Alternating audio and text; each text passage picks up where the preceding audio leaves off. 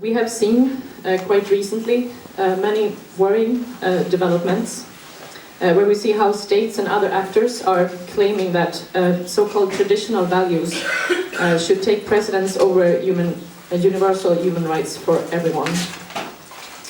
And this is something that affects women, and in particular lesbian and bisexual women and trans people. Over the last 2 years, this introduction of traditional values ideology, which has been very aggressive.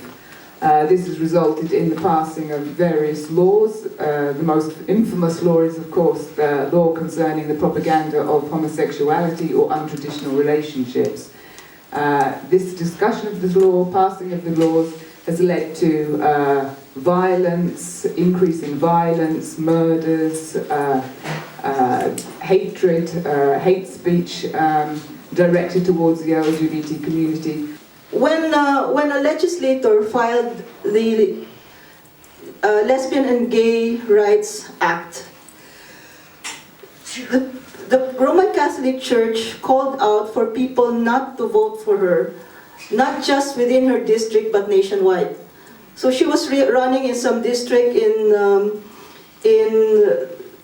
northern Luzon, but the priests up to southern part of the Philippines were calling for people not to vote for her. She never returned to her congressional seat.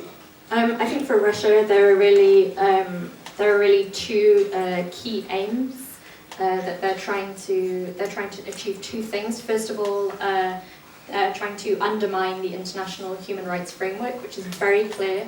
The first article of the Universal Declaration of Human Rights states that all human beings are born free and equal in dignity and rights. All human beings.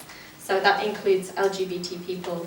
And what Russia's trying to do, Russia's statements at the international level, what Russia's doing at the domestic level, Russia's unwillingness to include more positive language around the negotiations on these resolutions shows that they really just have that aim. They're not interested in protecting human rights. These are resolutions they're bringing to the Human Rights Council, but they're clearly designed to actually undermine international human rights law and the international human rights system.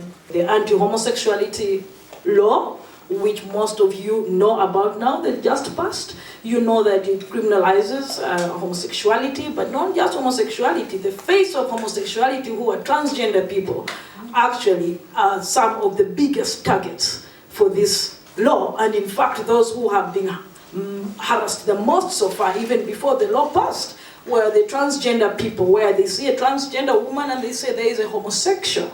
So in St. Lucia, I'll see an interview with, let's say, Kenita, who's really the main spokesperson for LGBT people in St. Lucia.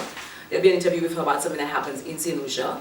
But the imagery that is projected at people, subconsciously you're absorbing this thing, is, you know, gay men in thongs and with all color makeup on them. So the fear is, oh my goodness, if we accept LGBT people or remove the burglary law or the gross indecency law which St. Lucia has, if we remove that, we're going to be overtaken by, you know, naked men walking in the street, or women, you know, who want to dress as men and challenge, you know, the patriarchy, which is another fear that is again reflected in the media. But on the issue of traditional values, we are starting to teach our version of traditional values. Love of family is a traditional value. Respect, compassion is a family value, is a traditional value for us.